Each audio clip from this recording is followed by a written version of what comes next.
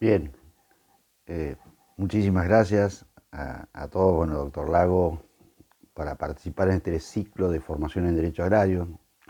Tocaremos dos temas: actividad agraria, el mercado de carbono en Argentina y el reglamento Unión Europea 2023-1115, más conocido como EUDR, como lo mencionaremos en la exposición.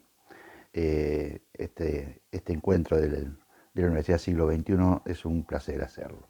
Vamos a entrar al tema. Aquí tenemos que hablar de que en general todo lo que significa a partir del convenio de París, la Convención sobre el Cambio Climático, eh, tenemos que señalar que hay dos fenómenos que son el cambio climático en sí, la variabilidad climática. Técnicamente la menciona la Convención. La variabilidad climática se puede definir por patrones climáticos como el Niño, oscilación del sur, y el cambio climático se refiere a fenómenos que ocurren a lo largo de muchos siglos, como el calentamiento global, efecto de la emisión de gases llamados de efecto invernadero. Eh, Tenemos que decir que en el escenario mundial, en las emisiones, desde el punto de vista del planeta, tenemos que hablar de emisiones, pero también de absorción, captura o sumideros. Es decir, no solamente se emite, sino que se secuestra. A nivel país, a partir de la lectura del satélite de NASA de Estados Unidos de dióxido de carbono, o sea, para medir equivalente de dióxido de carbono por países, lecturas de estimaciones obviamente, tenemos que Argentina está dentro de lo que tiene un balance neutro. También algunos países de África, también la Federación Rusa, también parte de Bolivia, Perú. Es decir, tenemos en consideración entonces que emisiones y absorciones se mantienen, según esta lectura por imágenes satelitales que desarrolla este satélite, un balance neutro o un equilibrio entre emisión y absorción. Esto un poco para despejar que habitualmente nosotros tomamos y adoptamos, y algunos de los países desarrollados, donde las emisiones superan largamente las absorciones. Esto tiene que ver con el otro tema que vamos a tocar. De todas maneras, tenemos que decir que los gases de efecto invernadero son, de acuerdo al panel intergubernamental sobre cambio climático, tenemos que decir que hay dióxido de carbono, metano, óxido nitroso, que son los tres gases, más o menos, que se emiten no solamente por la actividad humana, sino por procesos naturales del planeta desde siempre. El dióxido de carbono, quema de combustibles fósiles, cambios en el uso del suelo, producción de cemento. Estos son las acciones humanas generadoras y emisoras de dióxido de carbono.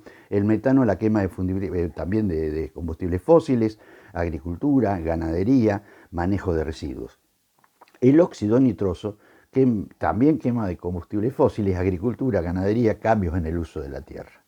Esto es un gran pantallazo. Tenemos que decir que se mide todo de acuerdo a las ecuaciones que las distintas certificadoras manejan para validar o no cuáles son los indicadores de emisiones, que el equivalente de óxido de carbono 1 lo miden tantas veces este dióxido de carbono en 1, en el caso de dióxido de carbono. En el metano, el potencial de calentamiento se lo estima en 21 veces más que el dióxido de carbono. El óxido nitroso, 310 veces más que el dióxido de carbono.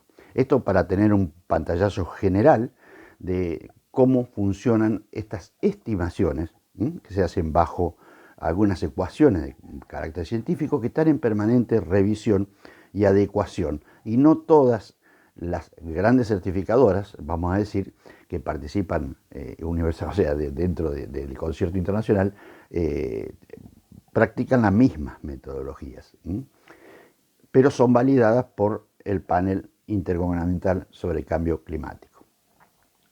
También tenemos otros tres gases, de los que en las directrices del IPCC, del panel, no son contempladas dentro de lo que son, vamos a decir, las consideradas a nivel de Estado para evaluar y establecer las bases, vamos a decir, y determinaciones como contribución a la acción climática que los estados deben hacer de acuerdo al Convenio de París de 2015.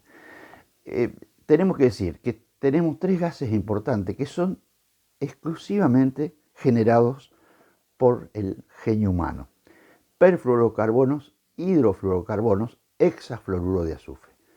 El perfluorocarbonos se utiliza o se usa, que son gases inventados, vamos a decir, por el humano, para la producción de aluminio, solventes y productos contra incendios. En todos lados tenemos, desde nuestro vehículo hasta un taller o un comercio, tiene que tener su matafuego más o menos, y bueno, hay perfluorocarbonos. Los hidrofluorocarbonos se usan muchísimo y lo tenemos cotidianamente, sobre todo en los grandes centros urbanos: refrigeración, aire acondicionado, productos contra incendios y aerosoles. Y finalmente el hexafluoruro de azufre, que son los aislantes térmicos que muchas veces se usan para aislar, vamos a decir, el clima interno de una vivienda, de un taller, de un galpón, de lo que sea. Eso, se usan como aislantes térmicos y también para la industria. Tenemos que decir que el potencial de calentamiento del perfluorocarbono pueden oscilar, según las estimaciones, y que el informe de evaluación de la IPCC así lo publica, entre 6.500 y 9.200 veces más que el dióxido de carbono. Los hidrofluorocarbonos, entre 140 y 11.700 veces más que el dióxido de carbono. Y finalmente el hexafluoruro de azufre en 23.900 veces más que el dióxido de carbono. Esto nos da un panorama gigante, vamos a decir, donde hay causas naturales y causas antropogénicas o causas humanas en la generación de estos gases. Como decíamos, los tres primeros gases están dentro del parámetro de las directrices para medir y estimar las emisiones a nivel de Estados miembros y las contribuciones que pueden hacer a la acción climática, o en cuanto a las reducciones de las emisiones, que son todos cálculos. Los otros tres no están dentro de las directrices. Bien, tenemos que decir que en el caso del agrario es uno de los puntos donde desde los sectores urbanos se los impugna con más energía. Es cierto, nuestros inventario del año, el último creo que es del año 2022, que está por lo menos publicado, vamos a decir, lo que es la emisión de la ganadería, la agricultura, cambios de uso de la tierra, lo estiman entre 22 y 23% en Argentina. Después hay 30, 35, que son las evaluaciones externas que hacen de las emisiones.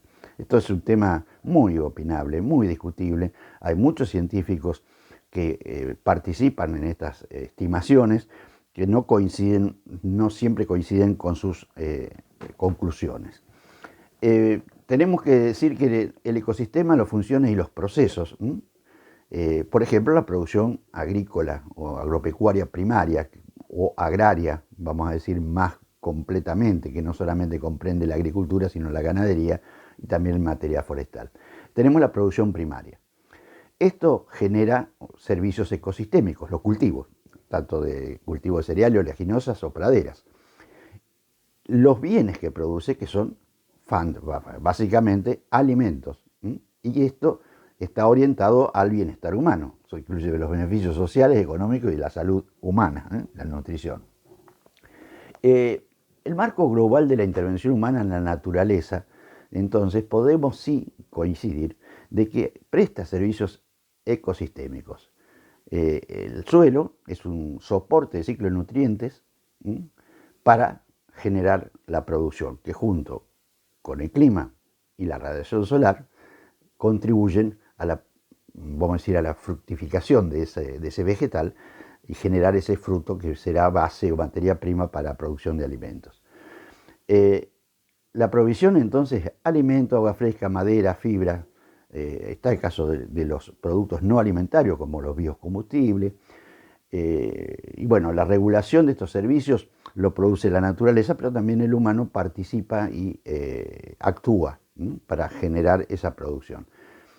Bien, de todos los servicios ecosistémicos, la más importante es la provisión de alimentos que nos brinda materiales básicos para una buena vida, vamos a decir. Esto es un poquito, en síntesis, la importancia del servicio ecosistémico que brinda la naturaleza. O sea, sin naturaleza no habría posibilidades de actividad agraria ni de producción de alimentos. Esto está claro. O sea, la etapa del cazador-recolector de hace cientos de miles de años ya no se verificaría dado la tasa demográfica que registra este planeta, alrededor de 9.000 habitantes, de 9.000 millones de habitantes. Los interrogantes que tenemos que empezar a hablar sobre lo que significa la famosa, los créditos de carbono. Se ha usado frecuentemente el tema de bonos de carbono o créditos de carbono.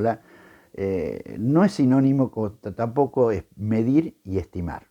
Medir es un proceso a través de una ecuación, una cinta métrica. Mido cuánto tengo de espacio en este lugar, mido el aceite del motor del vehículo, es decir, mido, que es una unidad de medida obviamente identificable. En cambio, la estimación es construida a través de ecuaciones. Tenemos que preguntarnos también, ¿la racionalidad económica ambiental teórica para la acción climática será congruente y eficiente con la racionalidad técnica e instrumental del mercado de carbono?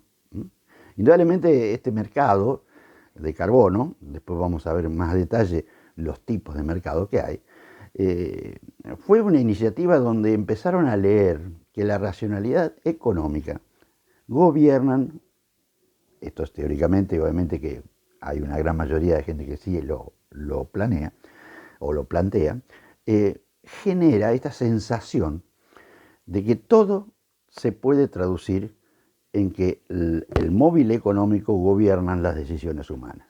Es decir, el estímulo económico a un beneficio económico que se va a traducir en mayor bienestar individual o de la familia, se genera a partir de la economía. Esto generó, obviamente, los primeros trabajos de economía ambiental, hace 50 años por lo menos. David Pearce fue uno de los que más promovió.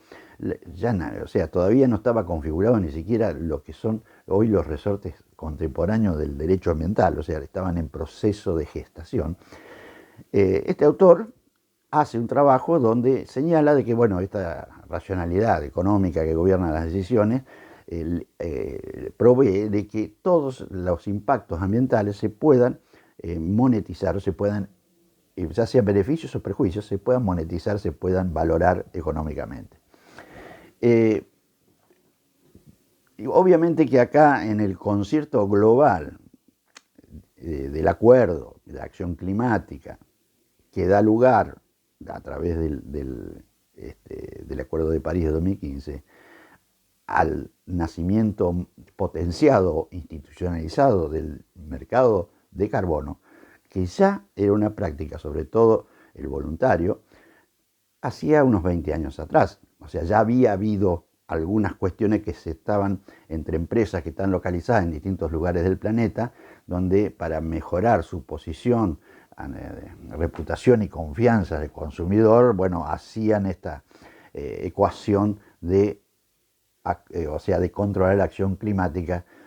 Y bueno, esto es lo que los países industrializados fueron imponiendo a los países en desarrollo, una función de sumidero de las emisiones de aquellos cambios de subsidios y recursos extrafiscales para sus economías. Es decir, funcionando con esta lógica. Indudablemente tenemos que preguntarnos también cuántas de estas normas de derecho público internacional vinculado a la acción climática, en este caso también al mercado de carbono, sobre cambio climático está más cerca de greenwashing en general y de greenwashing law en cuanto a normas. Lo que podemos decir que la estructura normativa de la cuestión global que contiene en los mercados de carbono o la institucionalización de los mercados de carbono, tenemos convenciones marco de Naciones Unidas sobre el cambio climático en el año 92, protocolo de Kioto, acuerdo de París, que citábamos, el pacto para el futuro del 2024, y bueno, tenemos un montón, inclusive a nivel nacional tenemos impuestos a las emisiones de dióxido de carbono, que está vigente. Cuando abrimos el surtidor para cargar combustible estamos pagando un impuesto a las emisiones. La resolución del ex Ministerio de Asuntos de Desarrollo de Ambiente y Desarrollo Sustentable, los proyectos, hay algunos de ellos, presupuesto mínimo para la implementación de proyectos de mitigación de gases de efecto invernadero que contendría esta mecánica del mercado o el crédito del mercado de carbono, y otros proyectos también del año pasado son regímenes de fomento de los mercados de carbono en la República Argentina. Todo esto en Argentina está todavía en proceso de maduración, si bien ya hay empresas que están certificando y están generando créditos. Créditos a partir de las actividades que desarrollan en las actividades, ya sea en soluciones basadas en la naturaleza, que es la que nos brindan los bosques nativos, por ejemplo, el caso de Misiones, avanzado institucionalmente en la provincia, en promover mercados de carbono para lograr en soluciones basadas en la naturaleza obtener recursos económicos, en todo caso para seguir conservándolos. Pero esto es un tema que merecerá ser más profundizado y no exento de disputas argumentales, vamos a decir, donde algunos consideran que no es lo ideal. El artículo 6 del Acuerdo de París, que es la puerta de entrada a esta institucionalización de los mercados de carbono, es decir, mercado de carbono, un crédito de carbono que equivale a una tonelada, de acuerdo a la estimación que hace una certificadora, se puede comerciar en el mercado internacional, puede compensarlo con, por ejemplo, otros estados o otras empresas radicadas en otros lugares del planeta. Los enfoques cooperativos voluntarios de resultado de la mitigación de transferencias para cumplir vamos a decir, el listado que los estados nacionales, los estados miembros han generado como contribución a la acción climática, es decir, las reducciones de las emisiones. En el apartado 4 del artículo 6 habla de el mercado, regulado o voluntario. Vamos a ver que el enfoque el regulado es el que generalmente participa el Estado en instrumental, en articularlo, construirlo. En el voluntario son las empresas que son emisoras, puede ser industriales, agroindustriales o de producción primaria, que es un tema que está madurando muy fuertemente en estos últimos años, sobre todo en el secuestro de carbono, en los suelos y en las áreas fólicas, o sea, el área vegetal aérea, vamos a decir, los vegetales generan a través de la fotosíntesis una captura de dióxido de carbono. El apartado 8 habla también de los enfoques no relacionados con el comercio, que esto es lo que todavía no está cumpliéndose, que sería en principio que deberían registrarse flujos financieros de fondos internacionales y en el caso nuestro, por ejemplo, los impuestos a las emisiones, como citábamos, el caso del impuesto a las emisiones a dióxido de carbono, instaurado sobre el precio del combustible, vamos a decir, que cargamos en nuestros vehículos. Tenemos que volver a decirnos que el precio, el tipo de mercado de carbono, mercado de cumplimiento regulado y mercado voluntario. Esta es la base de consideración. Hay en Argentina una estrategia nacional para el uso de los mercados de carbono del 2023, pero que no está funcionalmente operando, vamos a decir, en su plenitud como era de esperarse. El mercado de cumplimiento regulado es una política de acción climática dispuesta por normas nacionales, regionales o internacionales sobre límites de emisiones de cumplimiento obligatorio y penalidades.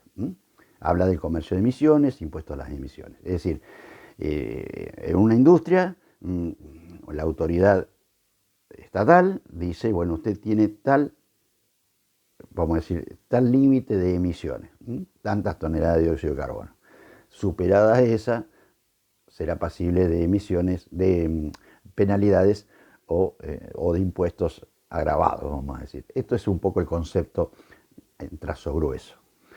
En cambio, el mercado voluntario, que son nacionales o internacionales, se refieren a la compensación, mitigación o remoción de emisiones, compra y venta de créditos de carbono de forma voluntaria. Es decir, cualquiera de nosotros que tiene una pequeña empresa que es emisora de alguno de los 3 gases de efecto invernadero y están por encima del límite que se acepta como lo adecuado, puede salir a la certificadora para emitir este certificado o este crédito de carbono, que lo puede vender en un mercado donde hay alguien que lo puede comprar para mitigar sus propias emisiones, para compensarlas. Un tema polémico. Tenemos que entonces hay créditos de mitigación y créditos de remoción. Los créditos de mitigación son reducciones para una eficiencia energética, energía limpia, por ejemplo, energía solar, el aprovechamiento de recursos en forma eficiente, caso de las cocinas, con radiación solar, y tiene objeto evitar, o sea, es detener la conversión de pastizales en tierras de cultivo y limitar los niveles de extracción de madera. Esto es un poco los créditos de mitigación. Después tenemos los créditos de remoción, que son fundamentalmente las soluciones basadas en la naturaleza para remover. Actividades que extraen carbono de la atmósfera, como el crecimiento de árboles, ya o vía restauración o reforestación. Y la recarbonización de suelos en la agricultura. Esto es un tema también que merece ser más profundizado en detalle para ver todo por el tiempo que tenemos disponible en este encuentro. Captura de carbono en las soluciones tecnológicas para remover, captura de carbono de la atmósfera a través de procedimientos tecnológicos, que obviamente tienen un costo, para removerlo en el proceso industrial o almacenarlo de otra forma que sea inocua. En un simple ejercicio esquemático podemos decir que estos mercados voluntarios están funcionando con esta lógica presente. Por ejemplo, un país de Europa tiene determinada cantidad de permisos, porque en la Unión Europea tienen permisos de emisión hasta determinado límite, por ejemplo 10 toneladas de dióxido de carbono. Pero la industria esta tiene un exceso, entonces un exceso por encima de los 10 que va a ser penalizada, gravemente penalizada. ¿Qué hace la industria? La industria puede optar entre reducir emisión incorporando e invirtiendo en tecnología para reducir, produciendo lo mismo en esta, vamos a decir, pero emitiendo menos, o puede, para ese exceso, ir al mercado voluntario y buscando la compensación de emisión a través de este mercado, que puede ser regulado o voluntario, obviamente, y se hace una transacción que por tonelada, vamos a decir, compensada, tiene un valor en dólares que varía. ¿Cuáles son los países que generalmente son los más buscados? Y son los países que tienen aún una biodiversidad importante, vamos a decir, países de América del Sur, puede haber de África también, que tienen todavía esa capacidad de secuestro, o se llama soluciones basadas en la naturaleza, de los bosques nativos, o algunos hablan también de los bosques implantados. Pero bueno, certifican el crédito de carbono y lo ofertan en este mercado. Es decir, que acá tenemos un interesado en comprar un crédito para compensar sus emisiones y otro que tiene el interés de ofertar a cambio de un precio para compensar las emisiones de estos países, generalmente los industrializados. Bueno, yo lo que en Argentina remito un poco a lo que he puesto en otros encuentros, en unas reuniones con organizaciones y con profesionales, y otra en un colegio de abogados de Corrientes, Primera y Circunscripción, a los que remito y los invito a que lo visiten para complementar esta exposición. El precio, entonces, estamos hablando de que es un tema que todavía no está totalmente definido. Las directrices que se usan para calcular emisiones son del IPCC, y en el caso de agricultura sería orientación general y regeneración de informe, energía, procesos industriales y uso de productos, agricultura, silvicultura y otros usos de la tierra y desechos. Estos son los 5 capítulos en los cuales el IPCC está concentrando para calcular las emisiones a nivel de cada uno de los países miembros de la Convención. Hay metodologías, que son metodologías que obviamente certificaciones analizadas de la Organización Internacional de Normalización, la famosa ISO, que hay distintos nombres, que es para inventario de emisiones. Después tenemos para validación y verificación de la contabilización de emisiones, que son también de las ISO, de Internacional de Normalización. Los protocolos para inventarios de emisiones y otros, huellas de carbono en el caso de Billion Carbon.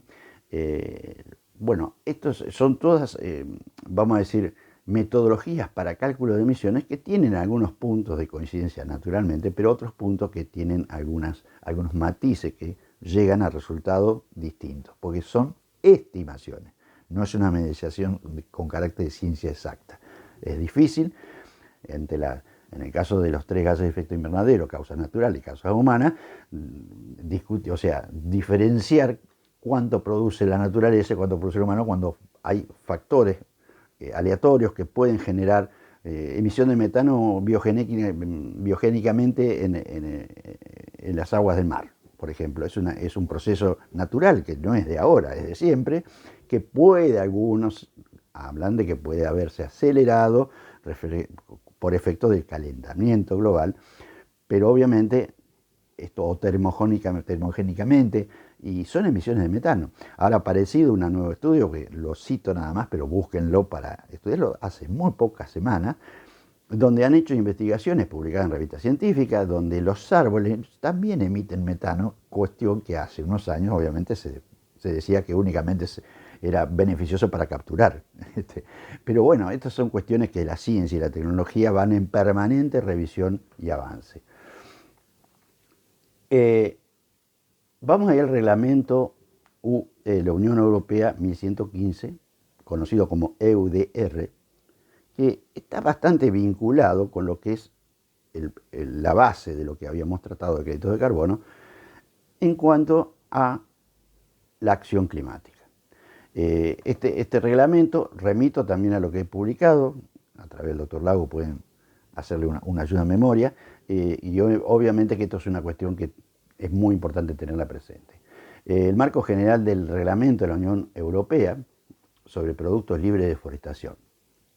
Es decir, la Unión Europea generó un reglamento donde en la cadena de suministro a los operadores e importadores de la Unión Europea le exigen trazabilidad desde el origen. Y aquí empiezan los conflictos de las normas que la Unión Europea dispone en su reglamento y las legislaciones nuestras. Hay comunicación de la Comisión del Parlamento Europeo. Todo este reglamento está en el marco del Pacto Verde Europeo del 2019. Comunicaciones sobre definiciones, reglamento de ejecución en el 2024 de este reglamento, el reglamento de ejecución 1093 del 2025, que clasifica a los países, o sea, la Unión Europea clasifica, no es bilateral, es unilateral, clasifica en los riesgos de los países, que ahora vamos a riesgo bajo, medio o estándar y alto. Y esto tiene incidencia en los costos de ingreso y todos los procedimientos para acreditar lo que se llama diligencia debida que la Unión Europea le impone a sus operadores en el acto de importación. Y obviamente es una cuestión para profundizarla. Y bueno, también podemos citar de que hay una directiva de la Unión Europea del 2024 sobre delitos ambientales donde los operadores que infrinjan este reglamento pueden quedar incursos en el artículo 3 vamos a decir, del reglamento en cuanto a ser considerado penalmente responsable de este sujeto que viole o infrinja la disposición. La estrategia del Pacto Verde Europeo y bueno, los aspectos críticos centrales de este reglamento respecto a países extracomunitarios, o sea, no estamos hablando de los 27 países de la Unión Europea, sino a los países de origen de las materias primas fundamentalmente, que no son tantas, son 5, o sea, son no todos que afecta, o sea, la Unión Europea se constituya así como un guardián de la salud climática del planeta, evitando ingresar productos que causen deforestación en el planeta. Este es un poco el objetivo del reglamento así enunciado. Pero bueno, esto hace que haya una imposición unilateral del concepto extraterritorial de bosque, que en Argentina, yo lo he escuchado, los que están promoviendo las plataformas, que es bueno decirlo, el reglamento de la Unión Europea, a los operadores que importan, les obliga a la diligencia debida a tener la identificación o la geolocalización de la parcela origen de esa materia prima, producto agrario básico o manufactura de origen agrario. Esto, cuando hacen toda la trazabilidad, obviamente dice geolocalización. Esto lo dice el reglamento. En Argentina se ha incorporado este concepto que hay que certificar. Y esto no es así. O sea, se ha impuesto, si bien en estos 2 años de las primeras intervenciones de una plataforma que se arrogaría en principio la función de certificar todo lo producido en el país, que ya lo remito a lo que expuse para no consumir su tiempo, tiene todo un proceso donde indudablemente no hay, vamos a decir, una racionalidad y una consistencia, y afectaría, a mi juicio, lo que es la soberanía estatal en cuanto a las normas. Nuestra ley de bosques nativos. La Unión Europea tiene un concepto de bosque que dice tomarlo de la FAO, es más, lo replican aquí, y es mucho más ampliado lo que dice la FAO. O sea, incorpora algunos detalles para configurar el concepto que la FAO no ha expresado. Se impone, bueno, imposición de certificaciones, que como decíamos es inadecuado, solamente geolocalización. En Uruguay, por ejemplo, el Estado uruguayo se encarga de geolocalizar. O sea, no tienen costo los productores. Acá hay discusión, ha habido algunos estudios que dicen que tiene un costo que obviamente va a precio. O sea, el productor primario que produce algo, sea o no para la Unión Europea, puede ver disminuido su precio porque esto no lo maneja el productor. El productor toma un precio, no lo forma. Hablábamos de que nuestro país, y esto es una de las cuestiones que todos tuvieron críticas, respecto a lo que significa la calificación del riesgo que la Unión Europea hace de todos los países. En el caso nuestro, nos pone como riesgo estándar. En el caso de Uruguay, riesgo bajo. En el caso de Chile, riesgo bajo. Es decir, Brasil y todos los países de América del Sur, riesgo estándar, que están sometidos a algunas exigencias los operadores a tener presente cuando hacen la trazabilidad del producto y para ejercer o ejecutar la diligencia debida. La diligencia debida es un procedimiento administrativo que tiene que verificar ante la Unión Europea y los Estados miembros donde ingresa. Esto es un tema que ha tenido bastante ruido en los últimos meses, que en principio estaba previsto para ingresar en vigencia este año, fue postergada por 1 año más. En febrero empezó a decirse de que es más, la propuesta de la Comisión de la Unión Europea había propuesto postergarlo por 12 meses más, pero en el curso sucedieron algunas cuestiones que ahora haremos referencia, que hicieron que se hicieran enmiendas a ese reglamento de la Unión Europea, pero tiene que ser aprobada por el Consejo de la Unión Europea y por el Parlamento de la Unión Europea. Ahora vamos a volver sobre eso. El reglamento de la Unión Europea son productos agrarios: ganado bovino, café, cacao, aceite de palma, caucho, soja y madera. Es decir, y productos derivados, obviamente, no solamente las materias primas. Es decir, que no son todos, como decíamos, los productos agrarios. Por ejemplo, hacemos maíz, no hay ningún tipo de diligencia debida que aplicar, ni el operador tiene que exigir geolocalización, porque el maíz no está comprendido dentro de la Unión Europea. Los requisitos que tiene que tener esta diligencia debida que venimos citando: información, o sea, la documentación y datos que prueben que el producto cumple con el reglamento, pruebas del origen, como decíamos, la geolocalización del lugar de producción de la materia prima. En segundo término, la evaluación de riesgo, que, bueno, se verifica, analiza y evalúa la información para determinar si existe riesgo. Esto lo hace, obviamente, en el proceso de diligencia de vida que debe generar y debe cumplir el operador importador europeo. Y reducción de riesgos, si la evaluación, dice, no es despreciable, los operadores deben realizar procedimientos de reducción. Si no es posible, el operador no puede introducir el producto que está comprendido dentro de estos: ganado bovino, café, cacao, aceite de palma, caucho, soja y madera. Lo que tenemos que decir que el reglamento de la Unión Europea, como habíamos anticipado, la Comisión Europea dio marcha atrás en su intención de retrasar un año, en estos últimos meses, que era al principio lo que se había tomado en febrero, la entrada en vigor apenas un mes después de haberlo planteado, o sea, despejando en principio de las incertidumbres que mantenían en vilo a operadores y exportadores de productos afectados. Así, para poder dar este giro, ha renunciado a requisitos que hacían engorrosa y burocrática su aplicación, según se anunció oficialmente.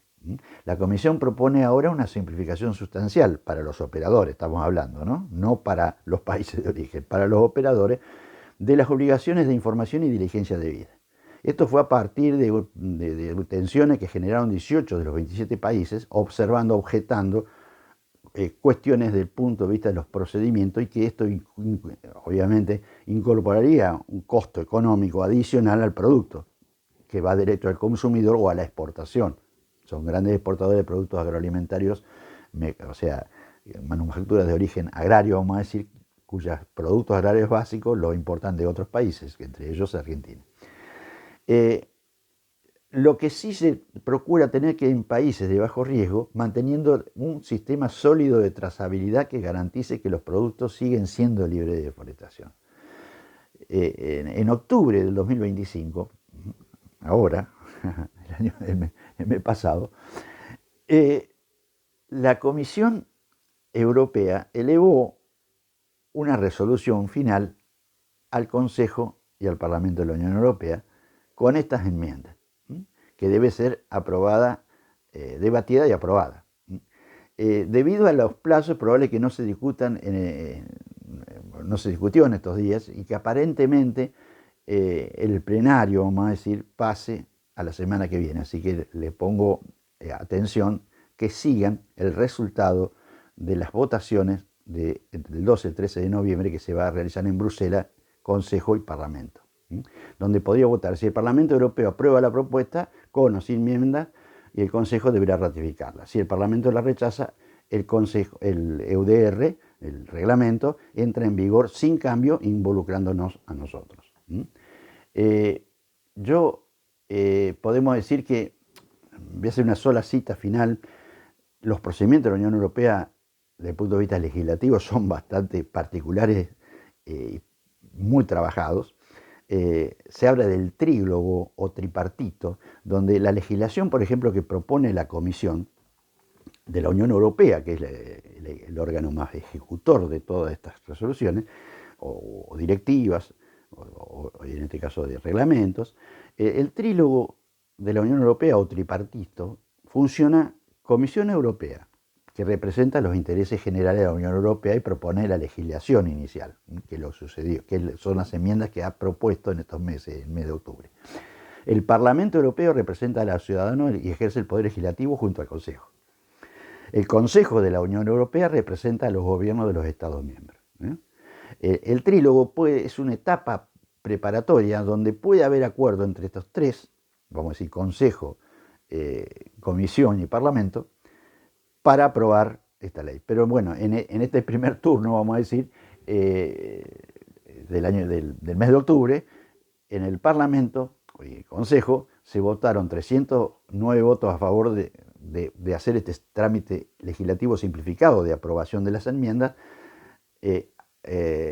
contra 318 en contra de la negociación, lo que esto somete, lo que decíamos, la próxima semana a un plenario, y que va a ser una vía no muy larga, así que no se conoce bien cuál será la fecha de inicio de estas exigencias en la que nos comprende a los que exporten a la Unión Europea, en el caso de soja y ganado, carnes, no tanto los otros productos, o puede ser madera también, pero no tanto. Hay que seguir el tema, que tiene una gran dinámica y complejidad. Espero no haberme ido del tiempo, espero no haberlos aburrido, y los remito a los trabajos vinculados a estos dos temas, que están en la web y están en el canal de YouTube de @jurídico2741. Muchas gracias, les doy un gran saludo, abrazo a todos y un agradecimiento a la Universidad Siglo XXI y al doctor Lago.